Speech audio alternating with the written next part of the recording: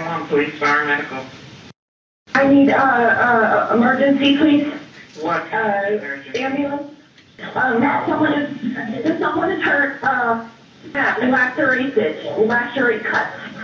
Okay, who's cut? Next door, who is this? It's a teenager. Okay, male or female? It's a girl or a boy? I think it's a girl. They have a major cut to their neck. Do you know what happened?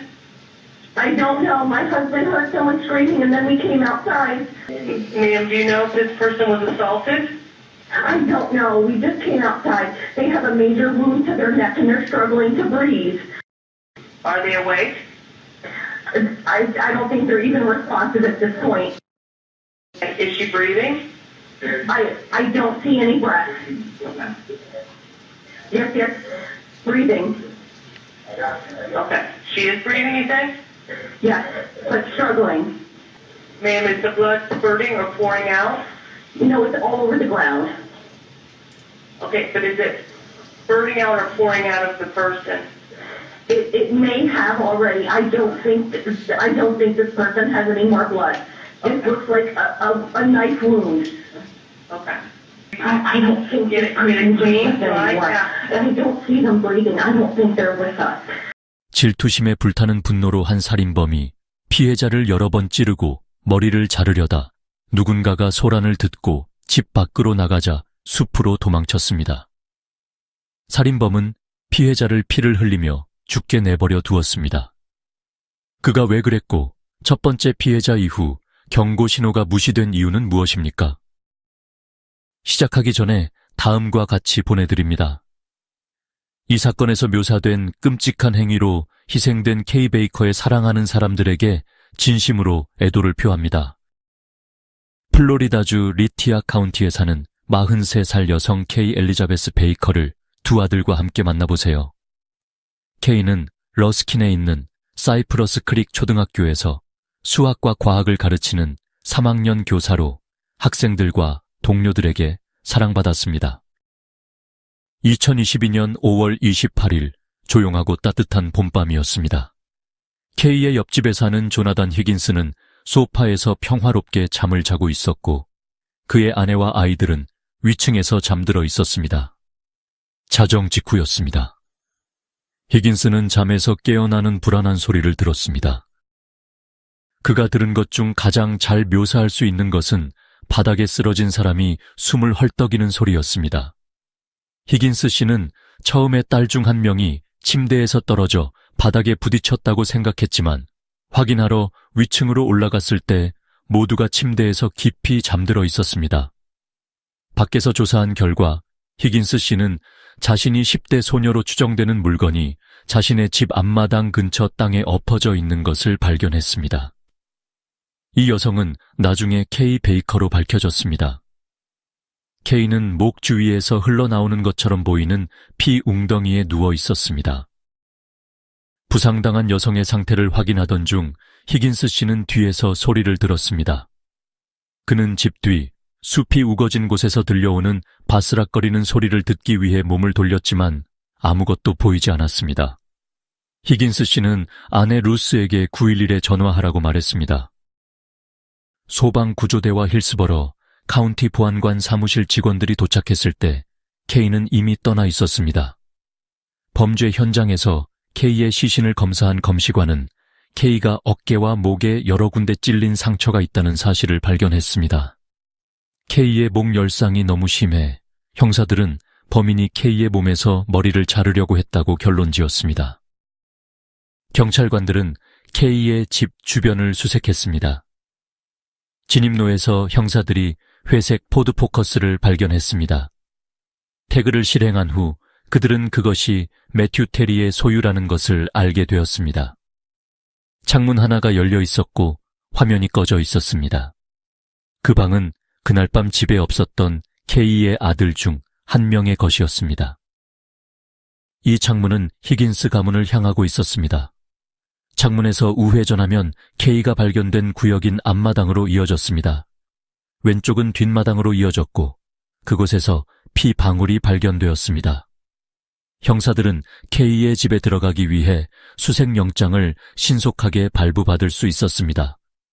집 안에서는 주방에서 정육점 블록 나이프 세트에서 칼 한 자루가 사라지고 근처에 휴대폰이 남아있는 것을 발견했습니다.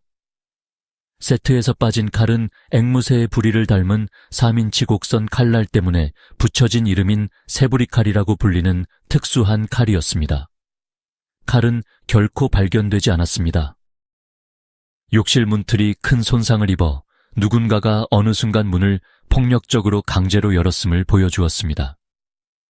주침실에서도 최근 강제 침입의 징후가 나타났고 나이트 스탠드에서 또 다른 휴대폰이 발견되었습니다. 경찰관들은 창문이 열려있는 아이방의 문이 잠겨있는 것을 발견하고 강제로 문을 열어야 했습니다. 그들은 집 안에서 혈흔을 따라갈 사람을 찾지 못했습니다. 경찰관들이 블러드하운드를 데려왔습니다. 그 향기는 개를 구획 뒤에 울창한 숲 속으로 이끌었습니다. 잠시 향기를 따라간 블러드하운드는 부관을 리티아 파인크레스트 로드 근처 숲 지역으로 안내했습니다. 그곳에서 그들은 피로 뒤덮인 풀밭을 발견했습니다. 가해자가 근처에 있을 가능성이 높다는 것을 알고 있던 경찰관들은 범죄자를 공격하고 체포하는 훈련을 받은 벨기에 말리노아라는 다른 개 부대를 데려오기로 결정했습니다. 경찰관들은 블러드하운드가 발견한 피를 향해 개를 이끌었고 밖에 있는 사람이 나오지 않으면 물릴 개가 있다는 경고를 외쳤습니다. 잠시 후 개가 짖기 시작하고 앞으로 돌진하려고 시도합니다. 그들은 곧 매튜가 높은 잔디와 덤불 속에 숨어있는 것을 발견했습니다. 그는 티셔츠와 속옷만 입고 있었습니다. 그의 옷은 피로 흠뻑 젖어 있었습니다. 매튜는 목에 부상을 입고 걷는데 어려움을 겪고 있었습니다. 매튜를 체포한 후 경찰은 추격을 중단했고 매튜는 1급 살인 혐의로 체포되었습니다. 5월 27일은 학교 시즌의 마지막 날이었습니다. 축하하기 위해 케이는 그날 밤 남자친구인 47세 매튜 테리와 함께 랜딩바엔 그릴에 갔습니다. 어느 순간 케이와 매튜는 화장실을 사용하기 위해 일어났습니다. 케이와 매튜의 만남. 케이가 먼저 나와서 우연히 그녀의 친구 켈리 앤드류스를 만났습니다. 서로 마주칠 생각에 흥분한 케이는 작은 행복한 춤을 추기 시작합니다. 케이가 작은 행복한 춤을 추고 있을 때 케이도 켈리도 모르는 한 남자가 지나가면서 케이의 행복한 춤을 장난스럽게 따라했습니다. 이것은 약 4초 동안 지속됩니다.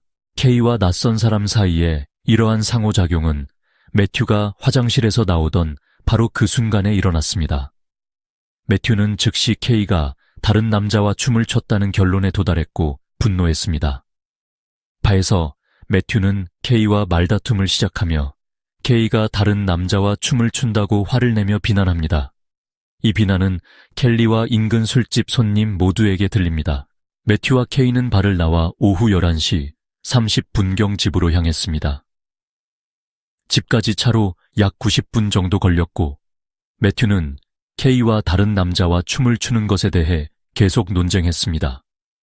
케이는 켈리에게 전화를 걸어 지나가는 낯선 사람과 춤을 추고 있지 않다고 매튜에게 말하기로 결심했습니다.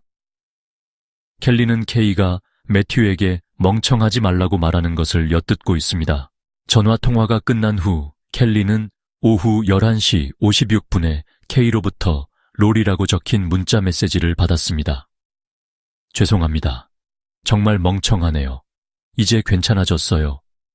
약 30분 후 히긴스 씨는 케이가 마당에서 피를 흘리며 죽어있는 것을 발견했습니다. 범죄 현장의 수사관들은 매튜가 케이가 술에 취한 상태에서 살인을 시도했다고 믿었습니다.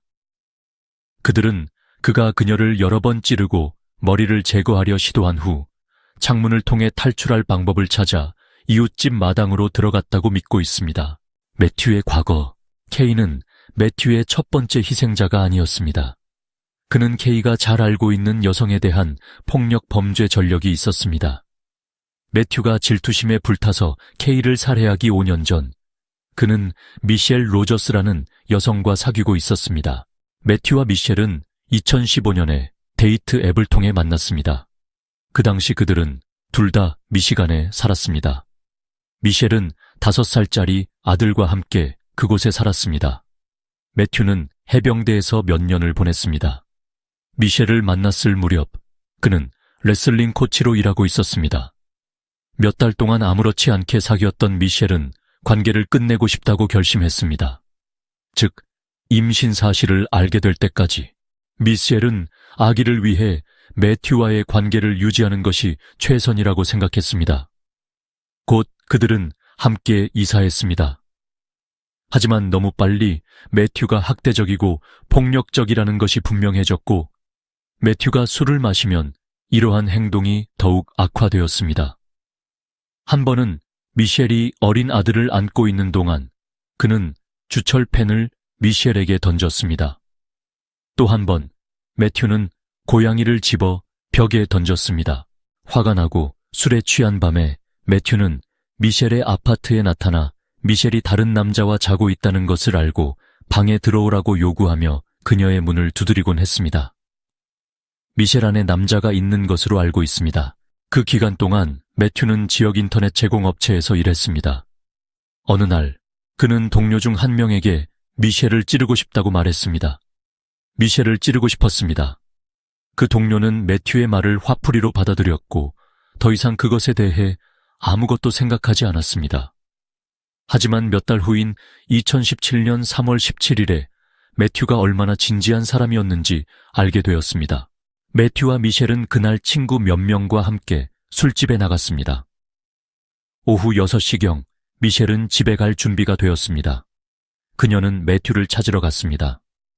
매튜는 우연히 자신이 있던 바 옆에 있는 바에 있었습니다. 미셸은 그가 너무 취해서 말을 더듬고 비틀거리는 것을 발견했습니다. 미셸은 매튜가 술에 취한 것에 너무 화가 나서 집에 가서 그를 배두고 갔습니다. 오후 8시경 매튜가 뒷문을 두드리며 찾아옵니다. He knocked at that door and I proceeded to let him in. At that time he was very clearly drunk. He couldn't walk straight. He seemed just very, it's hard to describe, but just you could kind of sense his energy as being very frustrated or angry or upset, just in general. Just a general sense. So as the kids say, you got a vibe off of him that he seemed angry? Correct. Did you do anything in that moment? I did not. I went and I sat back down on the couch where I was when he showed up. And what does he do? So he went into the kitchen and I believe he was making a sandwich. He was making some kind of food at the counter, and the kitchen and the living room area is pretty open. So as I was sitting on the couch, I could see him. So I remember sitting on the couch watching TV, and then, the next thing I remember is standing behind the couch, and I'm looking at him in the kitchen, and I remember him coming around the counter and coming at me. Before we get to the part where he comes at you, do you remember if you guys are having any sort of argument, if anything's being said, either he's saying something, you're saying something, whatever the case may be? I don't recall any of that, no. So you remember now all of a sudden there's a moment he's coming at you, and I want you to describe that as best as you can. Do you mean he's just leisurely walking in your direction? No, he was coming at me very quickly and aggressively to the point where I kind of backed off and braced myself, and I actually verbally said, what are you doing? Oh my God, what are you doing? And when you said the words to him, what are you doing, what, if anything, did he do? He proceeded to knock me into the front door that was behind me. And at that point, then we both fell to the floor. So then we're on the floor, and he's just trying to keep me on the floor, and he keeps punching me wherever he can find access to punch me, so whether it be the face, the chest, the back, wherever. And he was a wrestler, and the best way I can describe what he was doing is trying to keep me in wrestling moves and keep me on the floor so that I couldn't escape. When you say he's a wrestler, you mean like in the WWE, or you mean like a high school coach? A high school coach. Or a coach, maybe it wasn't high school, but he was a wrestling coach. And I can't remember if he wrestled himself, but as the struggle continues and I'm trying to break free, there was a point when I yelled at him. I said, I love you, why are you doing this? And he said, no you don't, fuck you, I'm gonna kill you. He just continues to for lack of a better phrase, beat the shit out of me. And I keep trying to escape. There is a point where I'm able to stand up, and he continues to punch me in the face. At one point, he gets me onto the floor, and... Are you still in the same place by the door, or has the fight moved? Nope, it moved through the living room, and then where I landed on the floor was, I landed face first with my upper body like on the kitchen tile, and then my lower half was on the carpet of the living room. And at that point, there was blood everywhere. Where is the blood coming from? I believe my nose. At that time, he had broken my nose. But I remember trying to push myself up, and he was on me. And every time I tried to push myself up, I couldn't grip on the floor because there was so much blood. And he would purposely put his weight on me and push me back down, so I was unable to get up. And through all of this, are you fighting, resisting, trying to stop him? Yes. So what comes next? So I remember laying there, and I was laying on my left side, and I remember seeing the trash can there. There was a black trash can, and at this point he was taking both of his hands, and he was taking my head, and he was slamming it into the floor. And so every time he would do that, my vision would go black, and I thought he was going to knock me out, or I would be unconscious or something at some point. I was thinking, like, holy shit, that, is this really happening? And I was really disoriented and dizzy, and I was hearing all the shuffling in the kitchen. And then the next thing you know, Mr. Terry comes around behind me and stabs me in the neck. When you say he stabs you in the neck, do you know what he stabs you with in the neck? I didn't see it, but it was a knife. So at that point, again, it was just kind of the thought, like, holy shit, he just stabbed me with a knife. Like, I need to get the hell out of this house or I'm going to die in here. And so I remember standing up, and as I stood up, he continued to, try and stop me and try and punch me. I was able to get loose for enough time to be able to turn around, and directly behind me there was the garage door. So I was able to get the garage door open and run to the garage. So I pushed the opener with my left hand as I was running out to try and get the garage door to open so I could escape that way. And did the garage door start to open? It did. And I ran towards it, but it was very slow.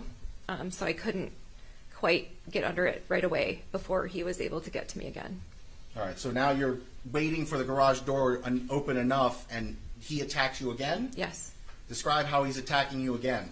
He was just trying to stop me from leaving, and we both fell to the ground at that point and somehow had rolled out of, the garage that was open down the driveway. So now you've spilled out onto the driveway, like out in public. Correct. And what's happening there? So we were rolling down the driveway a bit, and I ended up in a position where I was under him and he was on top of me. He had used both of his hands to take my head and slam it into the cement multiple times. So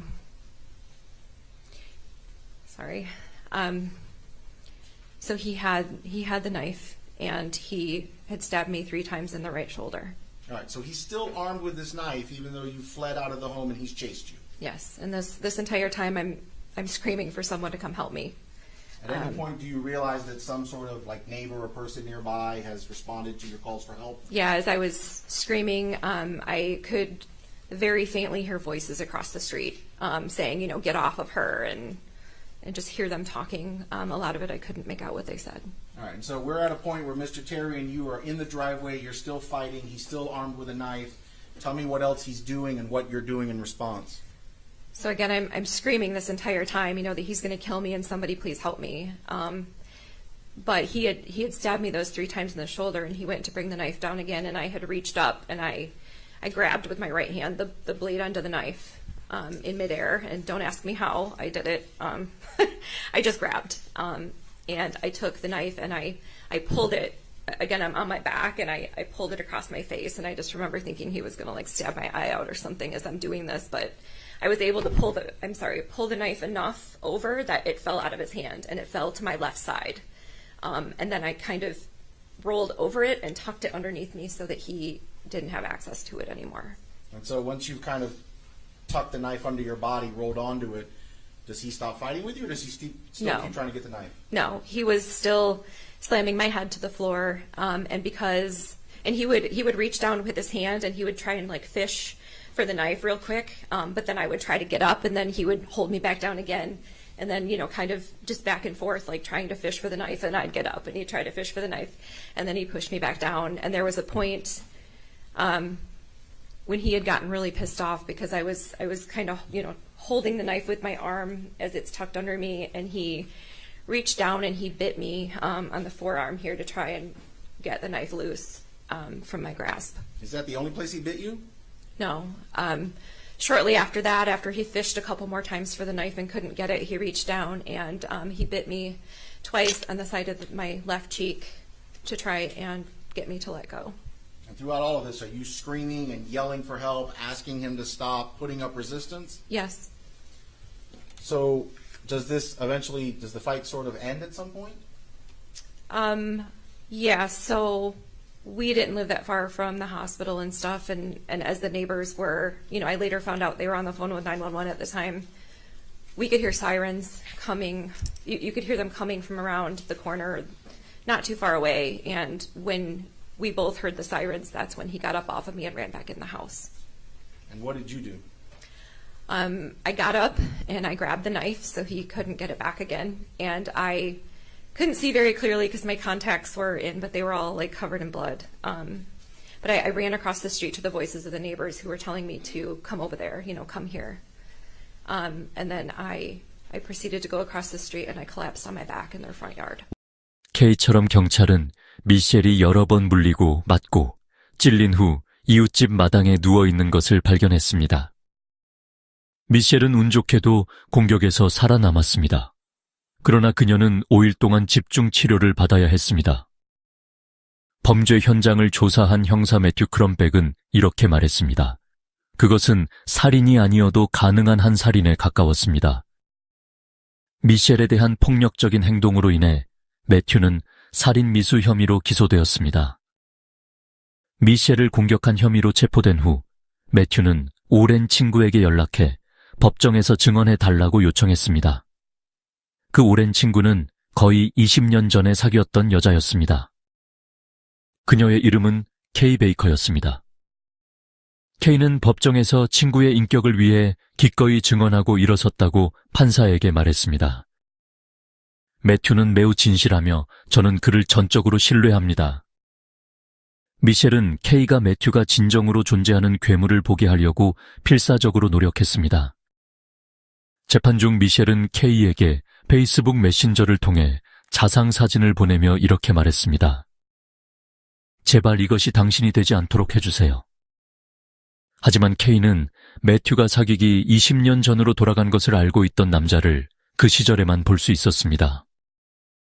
매튜를 변호한 사람은 케이뿐만이 아니었습니다.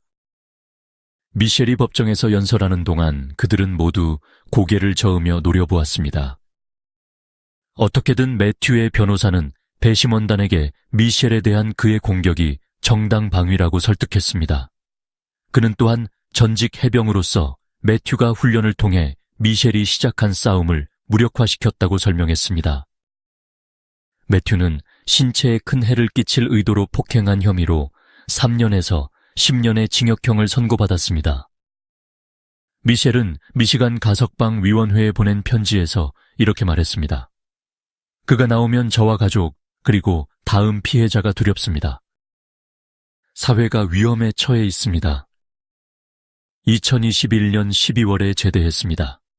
매튜는 좋은 행동으로 석방되었고 가정폭력 수업에 합격했습니다. 매튜는 감옥에서 보낸 3년 동안 케이와 연락을 유지했습니다. 석방된 후 그는 플로리다로 이주하여 그녀와 함께 새로운 삶을 시작했습니다. 5월 28일에 끔찍한 아침까지 모든 일이 순조롭게 진행되는 것처럼 보였습니다. 매튜는 여자친구 케이를 다치게 하거나 살해한 혐의에 대해 무죄라고 주장했습니다. 그러나 검찰은 매튜가 술집에 있는 동안 다른 남자와 춤을 췄다고 믿었기 때문에 질투심에 불타 그녀를 살해했다고 보고 있습니다. 케이가 살해된 후 매튜가 미셸을 공격한 후 범죄 현장을 조사한 팀의 일원이었던 크럼백 수사관은 타임즈와의 인터뷰에서 다음과 같이 말했습니다.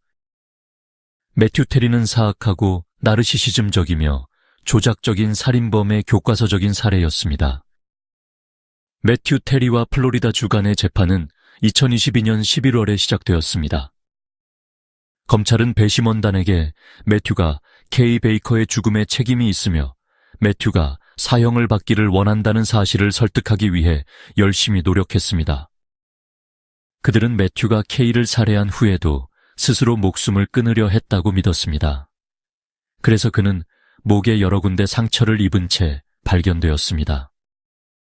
매튜의 변호사들은 배심원단에게 매튜와 케이가 신원을 확인할 수 없는 침입자의 공격을 받았다는 사실을 설득하려 했고, 이 가해자는 창문 밖으로 탈출했습니다. 매튜의 변호사들은 대리인들이 추격을 너무 빨리 포기했다고 주장했습니다. 그들은 매튜가 즉시 살인자라고 생각했고, 따라서 진짜 살인자가 도망칠 수 있도록 허락했습니다. 살인 무기가 회수되지 않자 매튜의 변호사들은 주방에서 사라진 칼의 크기를 경시하려고 했습니다. 세부리 칼은 케이에게 가한 피해를 줄 수 없다는 것을 나타내는 칼입니다. Now, the other thing I wanted to ask you about was the knives. You said you actually looked and you're the one who found that there was that one bird's beak knife missing, right? Yes, ma'am. So that one bird's beak knife was the only one missing. Out of the butcher block? Yes, ma'am. And that is what we call a paring knife. It's a little curved knife, right? Yes, ma'am. There were a bunch of steak knives there, right? Outside of the kitchen, or the block in the drawer? Either in the block itself or outside of the block. There were a bunch of steak knives, right? Yes. Bunch of big knives too, right? Yes. And the one that we're talking about is a little itty bitty small paring knife, and that's the only one that was missing from the home, right? Yes, ma'am. Do we have any idea if that ever even existed in the year prior? I cannot tell you that. Thank you. 매튜의 변호사들은 매튜와 미셸 사이의 이전 사건을 현재 사건에서 제외시키기 위해 열심히 싸웠습니다. 배심원단이 매튜의 폭력적인 전력을 알게 되면 얼마나 큰 피해를 입힐지 알고 있었기 때문입니다. 하지만 그들은 뜻대로 되지 못했습니다. 미셸은 증언을 위해 끌려왔고 2017년 매튜에게 당한 폭행 사건을 공유했습니다. 배심원단의 결정에 중요한 역할을 했을 가능성이 있습니다. 단 1시간 10분 만에 배심원단은 만장일치로 테리를 1급 살인 혐의로 유죄 판결하고 사형이 아닌 종신형을 선고했습니다. But based on what I heard, I believe that you should have been in prison in Michigan and that Miss Baker should still be alive. This is Florida. You're going to prison for the rest of your life. I adjudicate you guilty. I sentence you to life in prison. I impose all fines, fees, associated charges, and I advise you that you have 30 days to appeal the judgment and sentence entered against you. Thank you. 이 사례가 매력적이라고 생각되셨다면 영상을 마음에 들어 하시는 것을 잊지 말고 자신의 의견 아래에 댓글을 달아주세요. 그리고 채널을 구독해주세요. 또한 새로운 충격적인 사례를 공개할 때마다 알림벨을 눌러 최신 정보를 확인하세요. 다음번까지는 안전하게 지내시고 눈을 떼지 마세요. 그림자 속에 무엇이 숨어 있는지 알 수 없습니다.